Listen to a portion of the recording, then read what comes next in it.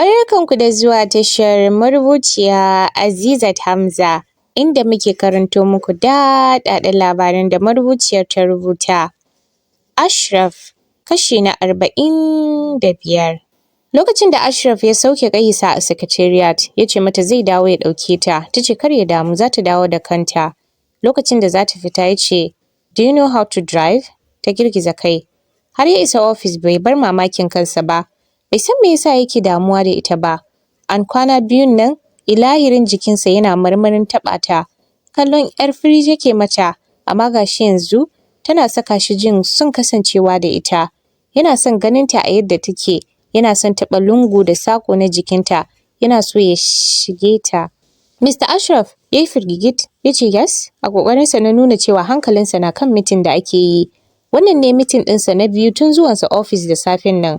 Kasancewarsa chairman na board da kuma CEO ba ƙaramin aiki ja bane a gabansa, musamman a wannan gaɓar da ake tsaka da tafka asara kan asara a kamfanin. A haka dai ranar ta ƙare ko fita bai samu yayi ba. Kusan ƙarfe 12 na rana text ɗin Ƙaisa ya shigo. Still yana cikin meeting inda ta ce masa ta gama abin da za ta yi har ta wuce gida. Tun kafin Ƙaisa ta dawo, ciwon kanta ya tsananta ga hancinta ya toshe saboda mura. Ta haɗu da Khalifa a wajen clearance suka gaisa sama-sama. It was awkward yadda suka yi gaisuwan. Kowa ya fara kame-kame. Khalifan da take wasa da dariya da shi ya zamo ta rasa ma me za ta ce masa bayan sun gaisa. Lokacin da suka haɗu, ita ta riga ta yi thumbprint, shi kuma bai yi ba.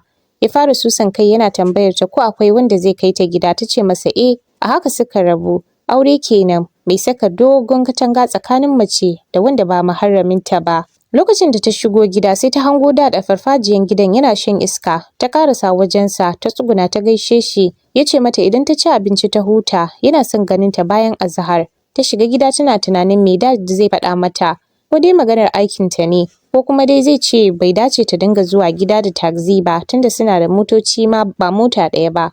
Ta shiga ɗakin su, ta cire kaki, ta saka kayan gida da ɗan ƙaramin hijab ta sauko ƙasa. So take ta haɗa shayin citta da tafarnuwa saboda hancinta da ya toshe. Ta samu Jamila a kicin tana haɗa karasa abincin rana. Suka gaisa ta tambaye ta ko akwai garlic da ginger. Jamila ta ce mata akwai ginger amma ba sa amfani da tafarnuwa saboda Ashraf da Dad ba sa so. Akwai kanamfari? Hicc! Ta buga attishawa. Mura ke damun ki? Ƙaisa ta gyaɗa mata kai. Ki je zan haɗa miki shayin. Ƙaisa ta girgiza kai. Ki nuna min inda kayan suke kawai na haɗa da kaina. Jamila ta bata kayan haɗi har da lemongrass. Da ta gama haɗa komai, ta karɓi abincinta da shayin da ta haɗa ta haura sama. Bata wani iya cin abincin sosai ba don bakinta babu taste, amma ta sha shayin sosai kuma ta ji daɗin sa.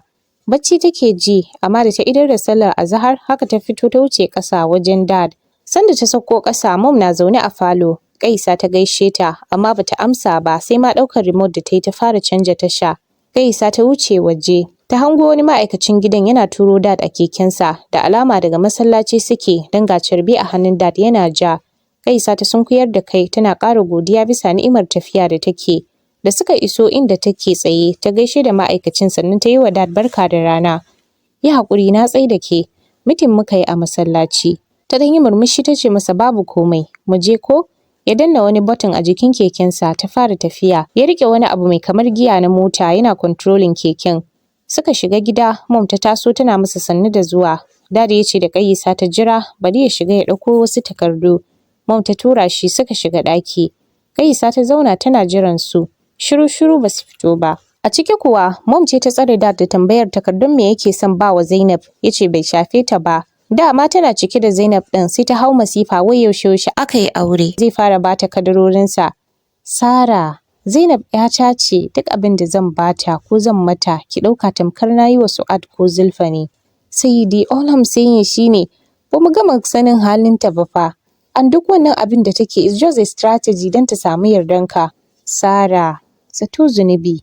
Bai kamata kina yi wa yarinyar nan mummunan zato haka ba. Tsakani da Allah a wata ɗaya da auren su baki ga canji tare da Ashraf ba? Mom ta ja bakinta ta yi shiru, ba don ranta ya so ba, sai don bata son dogon magana. Tunda ta ga ya fito da files mai ɗauke da tambarin Wali Group, zuciyarta ya riya mata. Shares yake son ba wa Zainab. Ga Tahir yana da shares da Wali Group. Ita ma wannan ɗin idan aka fara bata shares, ƙarshe shares ɗin Ashraf ma duk karɓewa za ta yi kamar yadda Tahir ya karɓe na Zulfa. Kusan minti 15 kafin Dad ya fito, ya samu Kaisa ya ce su je waje, iskan waje ya fi daɗi. Kaisa ta bi bayansa ta ce ya bari ta tura shi.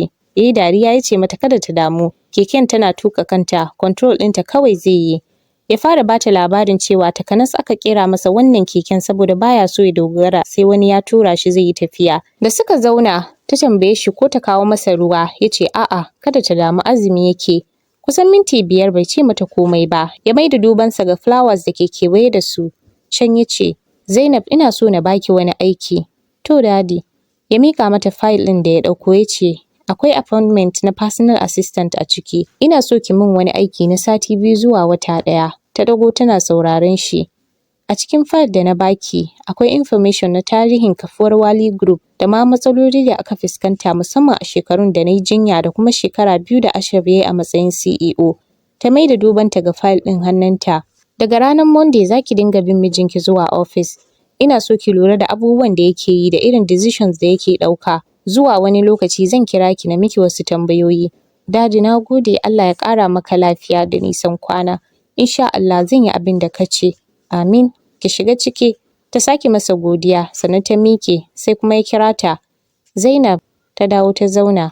Dad ya ce, na san kina karance-karance. Abin da na baki ina so ki karanta ki kuma yi amfani da abin da kika ga Ashraf yana yi ki rubuta min sharhi. Insha Allahu Dad zan yi hakan. Daga haka ta wuce ciki. Tana tafiya Dad ya fara tari. Kai mutumina daga aure shikenan sai ka daina leƙa mutane? Amir kenan wani abokin Ashraf.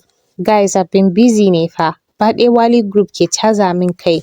Shi ne baka kira ni na nema maka wacce za ta rage maka zafi ba? Ko har yanzu baka gama honeymoon da Smolly ba? Ya ƙarasa maganar yana dariyan shakiyanci. Ashraf ya harzuƙa ya shaƙo wuyansa ya ce, don't ever call her that again. Munir da ke gefe ya fara cewa Ashraf ya sake Amir amma ya ƙi. Ashraf sake ni mana. Amir ya faɗa cikin yankewar numfashi. Ashraf da idanunsa suka kaɗa suka yi ja. Ya sake shaƙe shi sai da ya ga Amir ya fara ƙaƙarin numfashi tukunna ya sake shi. Amir ya riƙe wuyansa yana ƙoƙarin daidaita numfashinsa. Ashraf ya miƙe ya ɗau suit ɗinsa da kakis ya bar wajen. Dama Amir ɗin ne ya kira shi wai su haɗu a inda suka saba haɗuwa. Guys ɗinsu za su celebrating ƙarin matsayinsa. Munir da wani bashi suka bi Ashraf da kira amma ko waiwayowa bai yi ba. Dama dai gida ya kamata ya je ya biye waɗannan ya zo club. Ya shiga mota yana tunanin ya zai yi da abin da yake ji. Bai taɓa kaiwa tsawon wannan lokacin ba tare da mace ba. The last time da ya taɓa mace tun kafin aurensa da Peanut ne. Getting to 2 months kenan fa yanzu. Ya nufi gida cike da wasuwasi. Yau kan ba barci take ba karatu take yi. Sannu da zuwa ta ce da shi sannan ta maida dubanta ga abin da take karantawa. And who told you haka ake welcoming miji? Ka fara ko? Ka fara ko? Na fara me? Ya ɗale gadon. Ta ɗan ja baya. Give me welcome kiss. Ya matso da kansa kusa da ita har da rufe ido yana jiranta. Sai ji yayi ta sa filo ta tura shi baya. Peanut! Ta matsa can ƙuryar gado tana masa dariya. Ya tashi daga gadon yana faɗin. Ranan da zan kama ki Peanut sai kin kwammace kiɗa da karatu a gidan nan. Ta murguɗa masa baki. Ya wuce hanyar banɗaki. He's tired. Gaba ɗaya ya gaji. Shugabancin Wali Group na caza mishi kai. Ga wannan Peanut ɗin ma tana son juya masa tunani. Babu irin kalan matan da bai taɓa ba. Amma zuciyarsa na mugun kwaɗaita masa Peanut. How comes? Har ya shiga wanka bai bar tunanin me ya kamata ya yi ba da wannan sabon kwaɗayin da yake ji akan Peanut. Kada ku manta, ku danna mana subscribe. Na gode.